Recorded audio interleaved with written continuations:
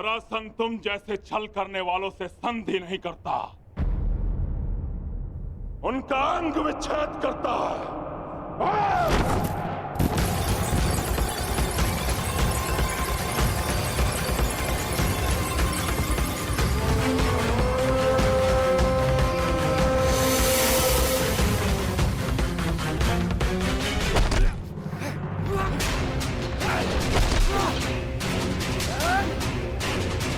मेरी बात मानो, इन राजाओं को मुक्त कर दो जरासंध। और राजा की नहीं, एक तो एक राजाओं की बलि चढ़ेगी कर।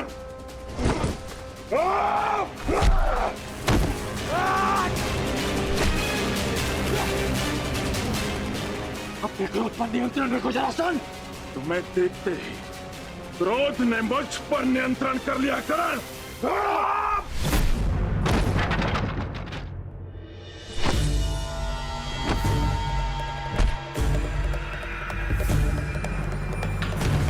रुक जाओ जरासंध, मैं तुम्हें सावधान कर रहा हूं। रुक तो तुम गए थे करण, सहायता तो तुम मेरी करने आए थे, किंतु हाथ मिला बैठे उस छलिए कृष्ण से।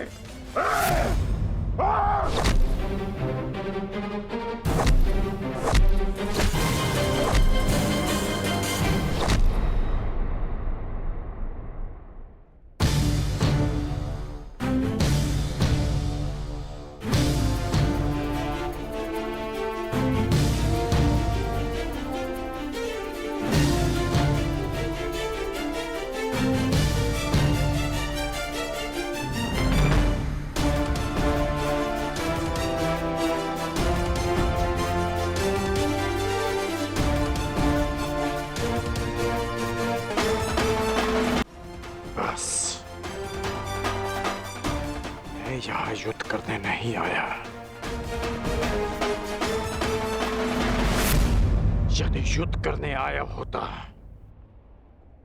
तो तुम और ये युद्ध कब के समाप्त हो गए होते। इस भांति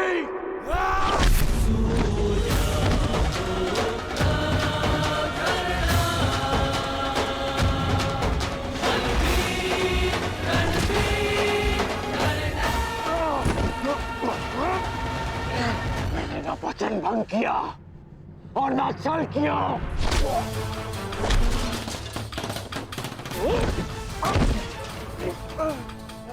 मैं युद्ध में तुम्हारी सहायता के लिए पहुंचा था, परंतु रुका रहा क्योंकि वासुदेव शांति का प्रयास कर रहे थे।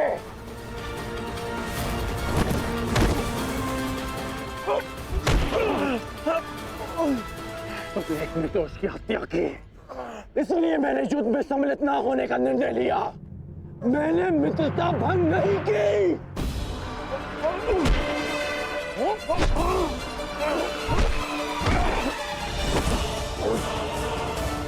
मेरे शत्रु के साथ खड़ा रहने वाला मेरा मित्र नहीं।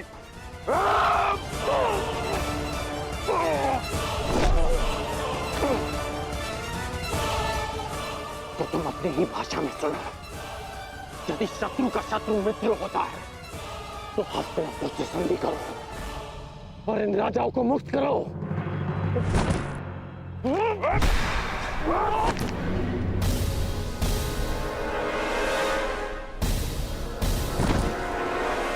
आज तुम वासुदेव के विरुद्ध हो। नहीं, मैं वासुदेव के विरुद्ध नहीं, परंतु अपने मित्र दुर्योधन के साथ हूं जो वासुदेव के विरुद्ध है। अब मेरी बात ध्यान से सुनो। तुम पे शीघ्र ही आक्रमण होने वाला है, इसलिए हस्तिनापुर से संधि करके दुर्योधन से मित्रता स्वीकार करो। कृष्ण का विरोध करने वाले के लिए 100 राजा क्या, मैं सहस्त्र राजाओं को छोड़ सकता हूं। मुझे तुम्हारी संधि स्वीकार है। अब ये सभी राजा मुक्त हैं।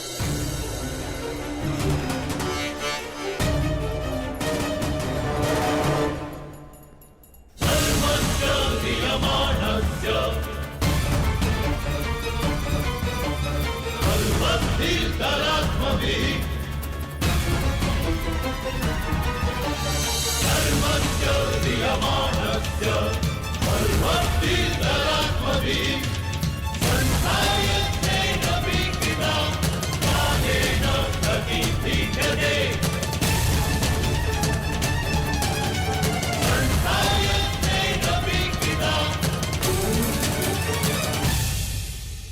हम लोग नगर द्वार पे क्यों खड़े? भीतर क्यों नहीं जा रहे वासुदेव? शांत विकोधर।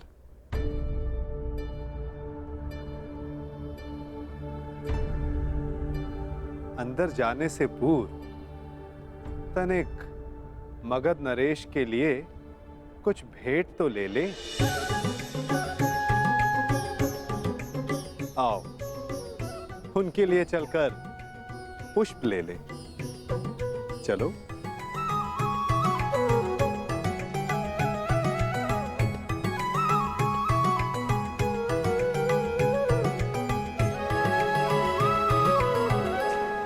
आप सब अपने राज्य जाने के लिए मुक्त हैं। आइए।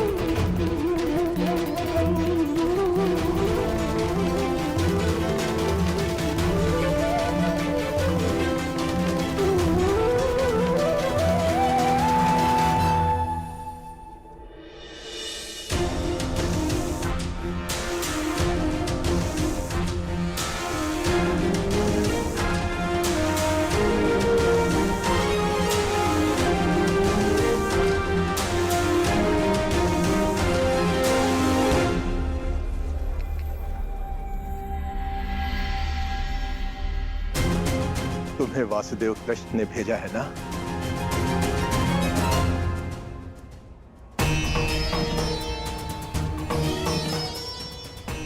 नहीं भद्र। यदि मैं मुक्त हो गया हूं तो अवश्य ही तुम्हें कृष्ण ने भेजा है, और जो तुम्हें कृष्ण ने नहीं भेजा अर्थात मैं मुक्त नहीं हुआ। अपना परिचय दीजिए भद्र। मैं विश्वकर्मा हूं, देवताओं का प्रधान वास्तुकार। जरासंध ने मुझे भी यहां बंदी बनाकर रखा था। कल रात्रि श्री कृष्ण ने मुझे सपने में दर्शन दिए। उन्होंने कहा कि वो मुझे स्वयं मुक्त कराने आएंगे, किंतु आश्चर्य वो नहीं आए।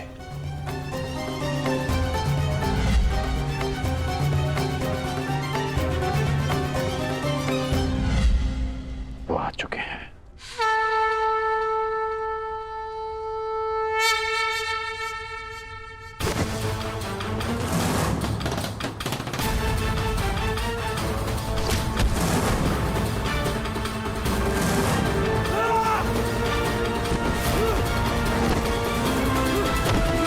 सबके सब मल थक गए।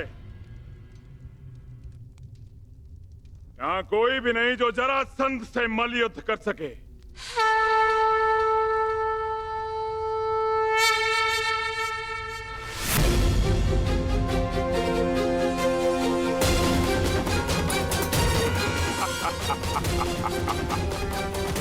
लो, अब ये ब्राह्मण मुझसे मल युद्ध करने आए हैं।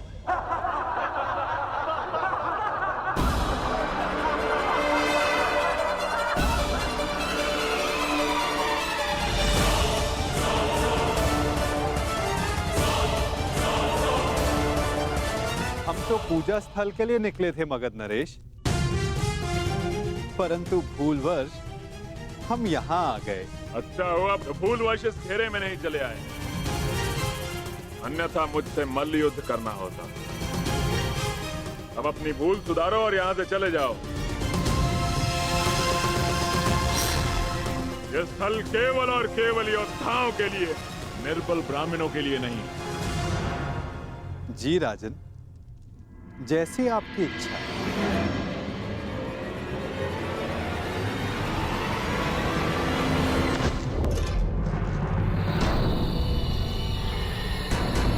ये युद्धकांक्षी है।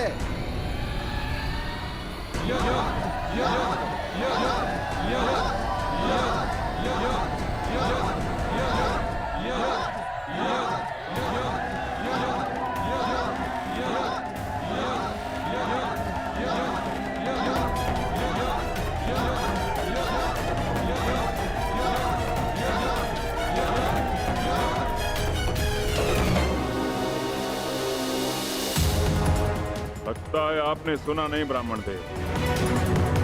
अब कृपया इस घेरे से बाहर चले जाइए, अन्यथा मुझे एक ब्राह्मण हत्या का पाप लगेगा।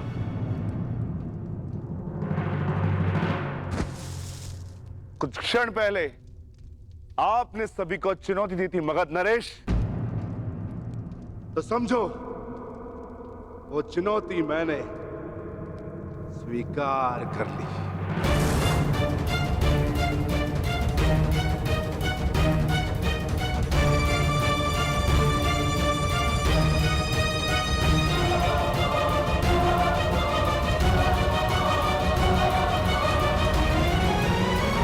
अद्भुत आत्मविश्वास है आप में ब्राह्मण देव, किंतु आज आपके साथ साथ आपका ये आत्मविश्वास भी टूट जाएगा।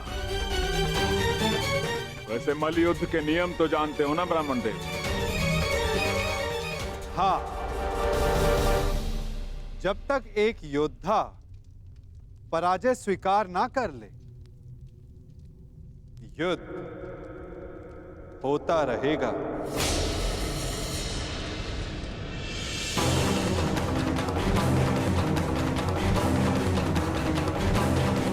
स्वीकार है मगध नरेश?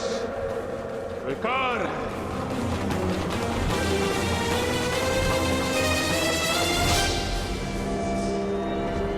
नहीं जनार्दन,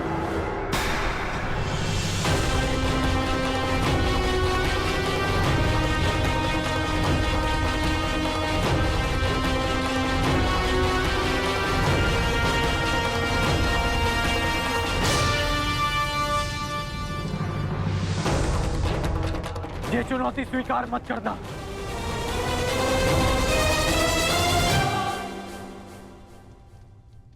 क्योंकि ये ब्राह्मण नहीं है।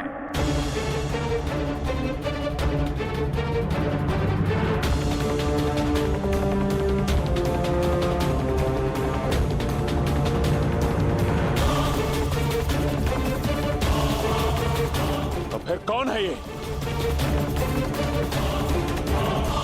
एक योद्धा को युद्ध से पूर्व अपने प्रतिद्वंदी का सत्य परिचय मिले, यही युद्ध नियम है। जिसने तुम्हें चुनौती दी वो वृकोदर भीम है।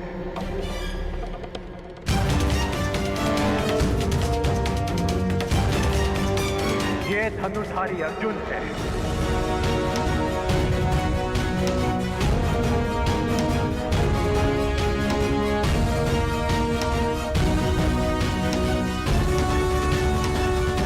और भीम के पीछे जो खड़े हैं वो वासुदेव कृष्ण है।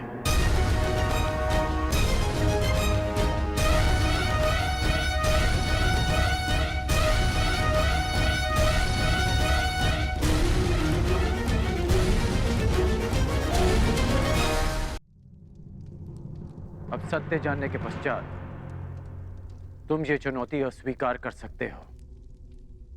सत्य कहा अंगराज ने मगध नरेश। अब निर्णय आपका है। परिचय जानकर यदि भयभीत हो तो भीम द्वारा दी गई चुनौती अस्वीकार कर सकते हो।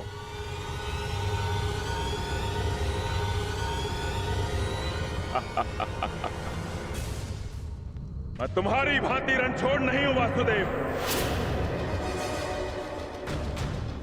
युद्ध की चुनौती मैं किसी भी परिस्थिति में, किसी भी वेश में कभी टाल नहीं सकता।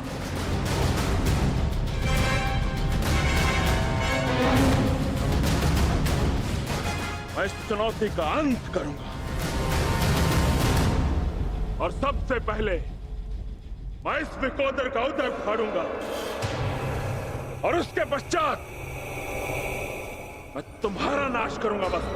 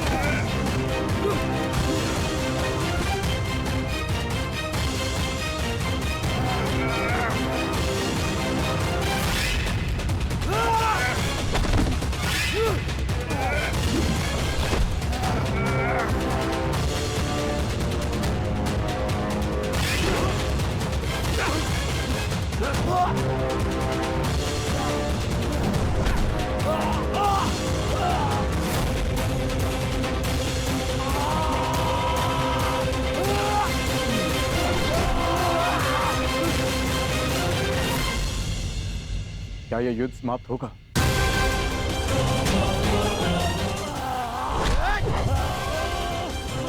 जिसका प्रारंभ हुआ है उसका अंत भी निश्चित होता है पार्थ।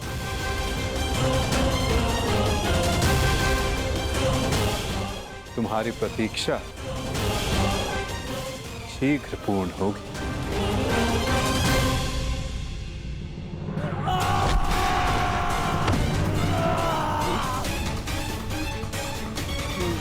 उठो जरासंध, युद्ध करो, उठो।